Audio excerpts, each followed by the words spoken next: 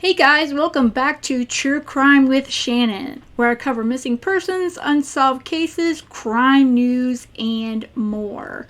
But before we get into today's video topic, I always like to feature a missing person on the channel, so let me pull that up. Alright, here is today's missing person. It is Robyn Austin. Robyn Austin has been missing since August 11th of this year. She's missing from San Diego, California.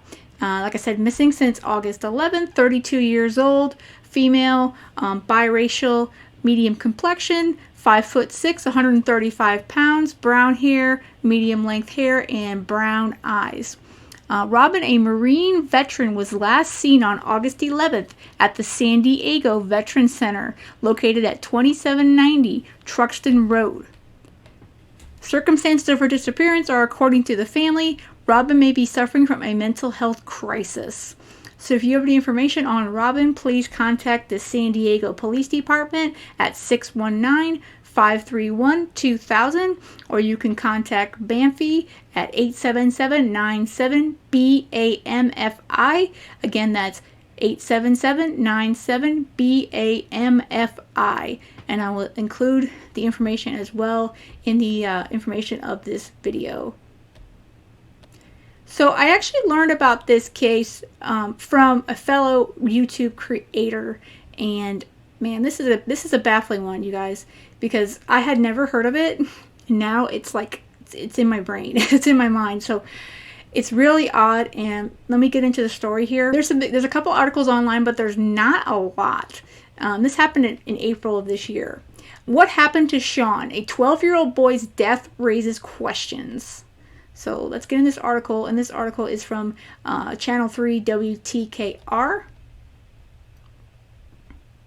York County, Virginia. The unaliving of a 12-year-old boy in Yorktown in April is raising questions in the community. Sean Daughtry was in the 6th grade, loved his family, swimming, and playing video games, according to Jared and Ramona Rivas, Sean's stepfather and mother. He loved to read, and he could read a lot faster than I can. He was just an amazing person. He was great in school, and the teachers loved him, Jared said.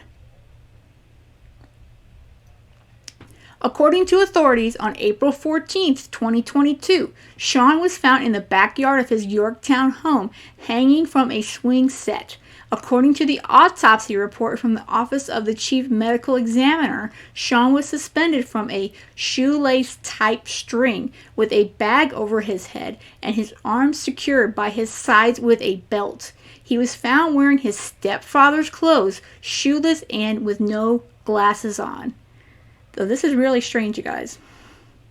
His stepfather and mother tell News 3 how he was found are just the first of many questions. He was watching his 2-year-old brother. He loved him so much he would never leave him. He was reading his book that he just checked out from the library that day. He did his homework and submitted for the next day. He took out a snack that he never ate, and he started to take out the garbage that he never finished, said Ramona.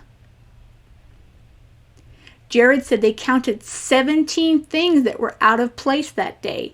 We lost our son, and we have these hundreds and hundreds of unanswered questions that should have been answered by now, Jared said. In one of the documents News 3 obtained, the ER doctor wrote that Sean had a history of suicidal ideations. However, in the autopsy report, the medical examiner said, quote, no known history of depression or suicidality. Another section states that no note was found, but annotated police are investigating the possibility of bullying at school. The Rivas family said there was one instance of bullying in December of 2021. They told News 3 that even with that incident, Sean was not struggling mentally. The conclusion of the autopsy report ruled that the cause and manner of unaliving was hanging by suicide. Now, considering how he was found hanging, this just seems impossible. It really does. We want to be the voice of Sean. There's more important than us being listened to. Is Sean being listened to? Because if he was sitting here, he would tell you the same thing. I didn't do this. I loved life, Jared said. The Rivas family has created a social media campaign that's quickly growing in the community. Yard signs reading, "What happened to Sean?" are popping up all over the peninsula. We believe someone saw something. There was a crew next door mowing grass in the backyard when this happened, during the same time it happened, Jared said. Sean's parents say all they want are answers, and for another agency to re-examine the case. We want to make sure that whoever did this to Sean is not going to do this to someone else, Jared said. News 3 reached out to the York Pasquotank Sheriff's Office for a statement regarding the case, and here's what they said. It has been the long-standing policy of the York Pasquotank Sheriff's Office to not release public information relating to cases of unaliving, especially in cases with child victims. We do everything within our power to preserve the privacy of the grieving family and the child. We take these matters very seriously, evaluate all evidence, and consider all possibilities. The York Pasquotank Sheriff's Office is aware of a recent social media site created to provide the public with theories surrounding the unaliving of this young man. Much of the information being posted to this social media site is opinion and is not consistent with the evidence that was collected relating to this tragedy. Yeah, they really are against this family's Facebook and all their campaign. I will get into that momentarily. Once our investigation was concluded, all evidence was turned over to the Office of the Chief Medical Examiner. By law, it is the Chief Medical Examiner's responsibility to determine the cause and matter of unaliving. Also, the Sheriff's Office met with the family and gave them the opportunity to voice their concerns. Additionally, an offer was made to have a group meeting that included the family, members of the York Pasquotank Sheriff's Office, and the staff from the Office of the Chief Medical Examiner. As of this date, the family has not expressed interest in scheduling this meeting.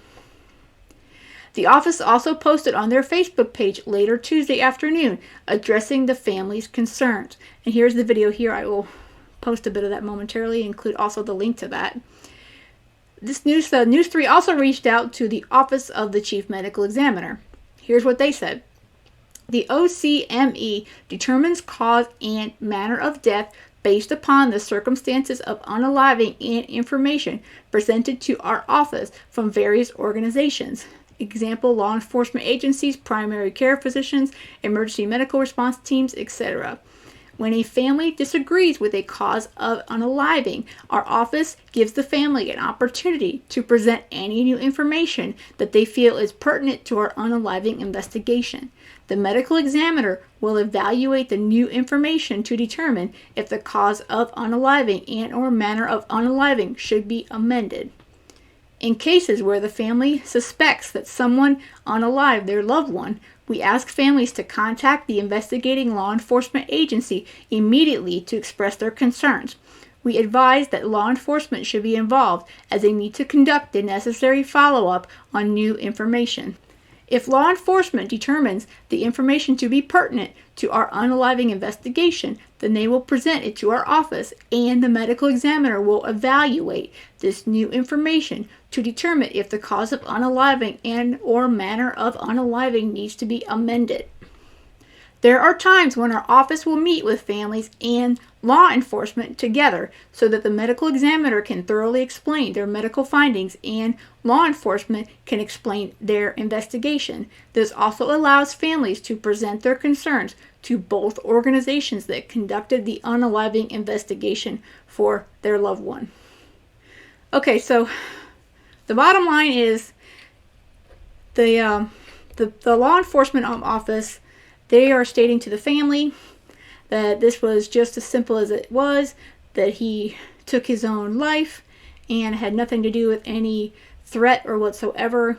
And the fact that the family has disagreed with this, and considering the way this 12-year-old was found, there's a lot of questions as you look into this case.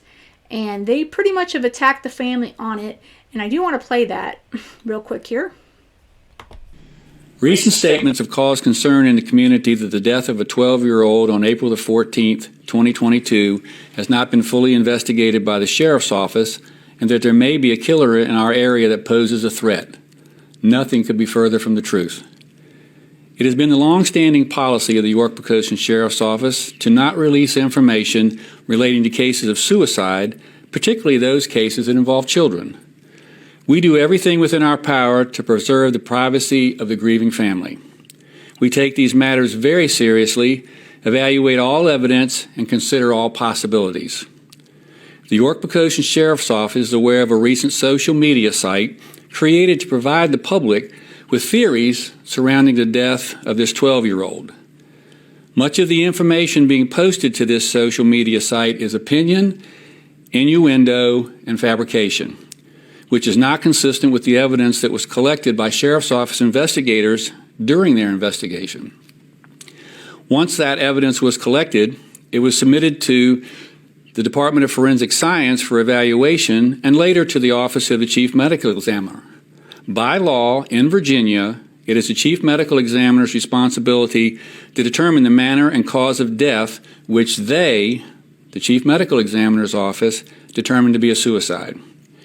In addition, the Sheriff's Office met with the family on multiple occasions and gave them the opportunity to discuss this investigation. Additionally, an offer was made to have a group meeting after the findings of the Chief Medical Examiner's Office that would include the family, members of the York-Poquoson Sheriff's Office, and the Office of the Chief Medical Examiner. As of this date, the family has not expressed interest in scheduling the meeting. Instead, they chose to post this video publicly. Okay, I wanted to go into more of that before we let him address that, because the social media site kind of goes into a lot more of it, and there is a video there. But basically, he is telling the family who has launched this social media campaign to bring some attention to this case, which we haven't mentioned yet, but this case is not closed. This case is still open. If it is such a clear cut that he unalived himself, then why is the case still open? At this point, the family wants this law enforcement agency to release this case, close it, or whatsoever they need to do so they can bring it up to a bigger state police or what have you, or the FBI. So, again, the way he was found is there's a lot of questions to it. So, let me pull this up here.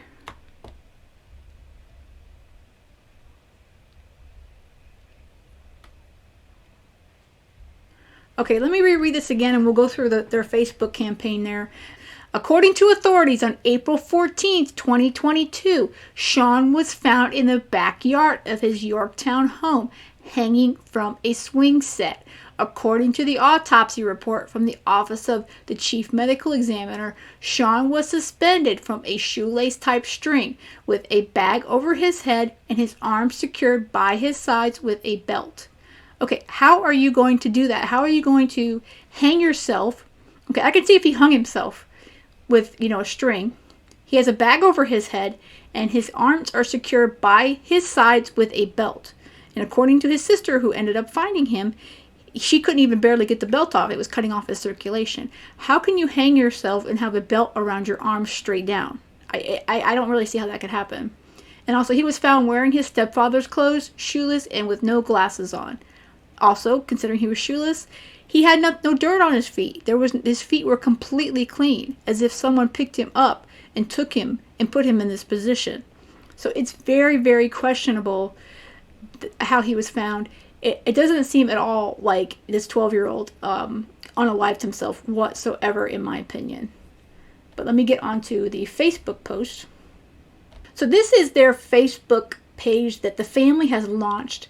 They're calling it What Happened to Sean. I'm going to include that link in the information to this video, but it does come up with what happened to Sean if you look on Facebook. Again, but I'm going to include that as well in the information here, because I believe everyone needs to take a look at this. It's highly suspicious to me. So at this point, they've got 11 posts on here. Let's see if I can get to the beginning here. And they have quite a bit of evidence, questions, let's put it that way. That making this whole entire thing, it to me, it's just really strange how could he have done this to himself, and there's a lot of other evidence. It just seems very odd. Let me see if I can get to the first post.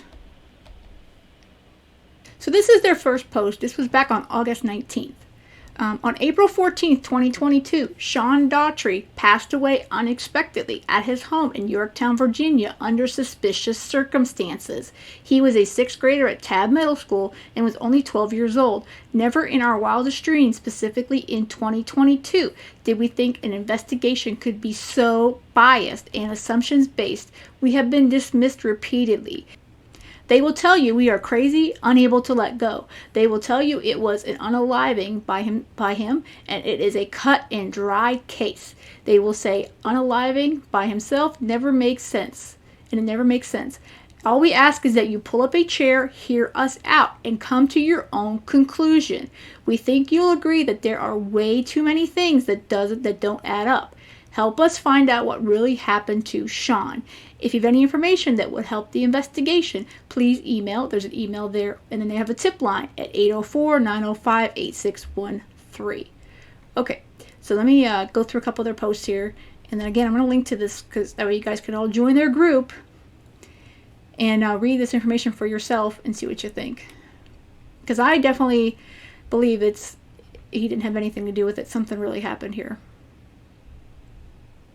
All right, post number 2, family dynamics. Thursday, April 14th, 2022 was a normal day in the Daughtry-Rivas household. Sean Daughtry was the second oldest child in a blended household that consisted of his mother, Ramona, his stepsister, Jared, his older sister, Maria, who was 16 and in 10th grade, and his 2 younger half-brothers who were 5 and 2 at the time. Their 79-year-old grandmother, Vija, also lives with them, as she is for the entirety of their military career. Ramona and Jared were both lieutenant colonels in the Air Force. Ramona and Vija were born and raised in Latvia. This proud military family lived on Sandalwood Lane in Yorktown and were a tight-knit group who kept to themselves. They'd been there for a few years and were great neighbors, but hadn't made any forever friends on the block. COVID had made socializing difficult, but the kids had friends and the family would occasionally wave and make small talk with the neighbors. Sandalwood Lane is in the Wythe Creek Farms HOA, an organization known for its pristine lawns, low fences, and immaculate upkeep. This idyllic neighborhood gave the family a false sense of security, and they neglected to install a security system. Truth be told, they felt so safe in this house that even doors were seldom locked. They had just sold the house and were renting back for a few months from the new owners while prepping for a move to the Pentagon. They were all sad to leave their time in the Tabb district, but were excited for their next chapter in D.C. They were set to move in a few weeks. On this particular morning, the entire week, in fact, spirits were high in the house. The week before was spring break, and they had just gone on a Disney cruise. Everyone had the best time, and they were all high on their experience. They had such an awesome time on that Tuesday evening, 4/12/2022. Ramona took Sean to renew his passport at the Portuguese Library because they booked a second Disney trip for August to Alaska. Everyone, particularly Sean, was stoked for this trip. Sean was a straight-A student. Things came naturally to him, and he was also a gifted musician. He had several friends, and when interviewed after his unaliving, they all recalled him to be happy. This day in particular, teachers and students interviewed remember Sean laughing in class, being excited, and could not recall anything out of the norm. Ramona spoke to them all personally, and each echoed the same sentiment, that Sean was not a troubled child and had excluded happiness that day. So basically, there's no reason that he would hurt himself at that point. He was acting completely normal. He wasn't down. He was really happy. He just came back from an amazing cruise with his family, and he was ready to go back for another vacation later in the year with his family. So here's a video from his mom, and let me play this here. Let me get this back up here, and we will play this. They have told me a few times that they really don't know how to investigate this kind of murder case because it's really complicated. They don't have the experience. They have never seen something like this before. Then please do me the favor and turn it over to the state police or FBI who do it all the time.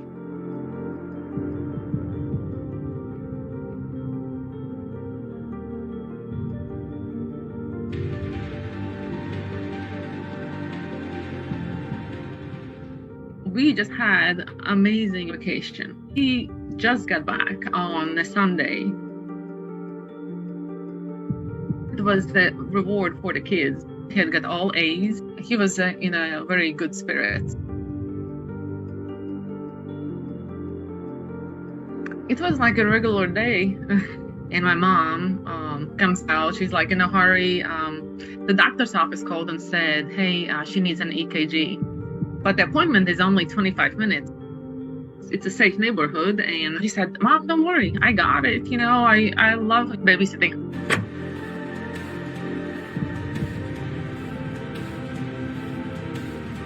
He was reading his book later. I could see he had pulled it out. Oh, Sean is not answering the door. Police and ambulances just went by and fire trucks. And I was like, my stomach dropped. The chair wasn't exactly next to him. Please didn't ask many questions. I told them Sean didn't do it. He was killed. That first night, I told them all.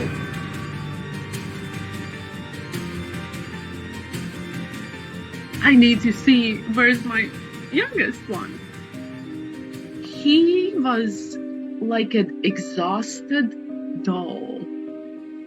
He opened his eyes. He was all sweaty. It looked like he had been crying. Personally, I think that he woke up from the hustle and bustle, what was happening. I saw all kinds of stuff in the house that was out of place. I froze because I was like, that's a huge handprint on the door. That's not Sean's. Hand was not from the outside, but from the inside. And it was the left hand. I saw some splatters that seemed like small blood things that I asked them to collect. Sean definitely had blood on when I did the picture on his hand, but the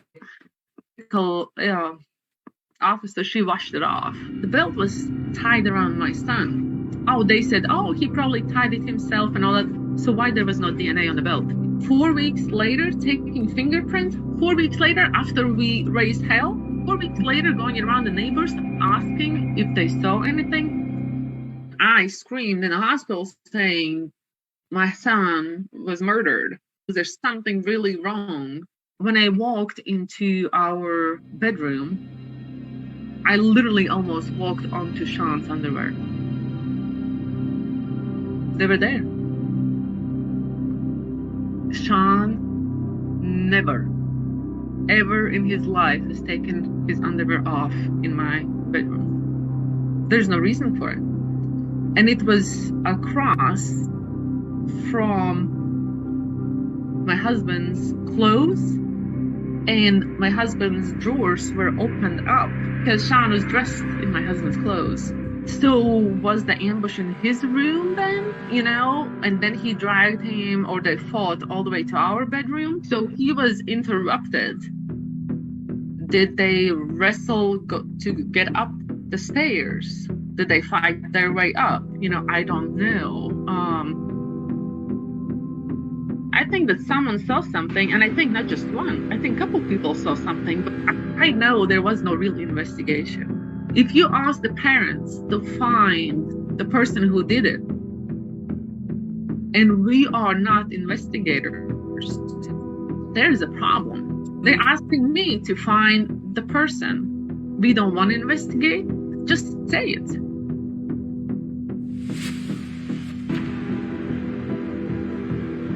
I have a text where it says, you know, it's time to move on and live my life. I know we have really good neighborhood, and I know people want to help. They just don't know that we are asking for help.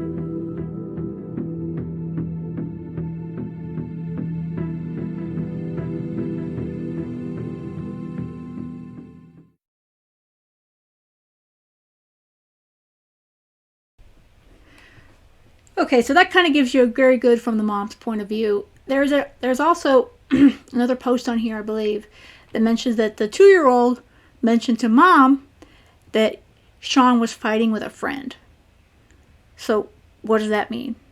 Yes, he's 2 years old, the little brother, but 2 years old, they may not be able to express everything, but they know something. And obviously that little guy knew something. Somebody else was in that house with Sean and his little brother. What happened when their mom, Ramona, went to the doctor with her mother and left the two boys home? What happened? Something happened, and it wasn't just this little 12-year-old did not just take his own life. I don't believe it at all. So let me know what you think in the comments. And again, check out their Facebook page. They also have a petition going to hopefully get the police to let this case go to a higher state police or what have you. So I'm going to include the link to their Facebook group, What Happened to Sean, as well as a link to the petition and also to their GoFundMe if you're interested in as well. But in the meantime, this does not seem to be clear-cut to me whatsoever. I do not understand why law enforcement believes it is, and I especially don't understand what is going on. Why are they treating this family like this? Oh, move on. They just lost their 12-year-old son.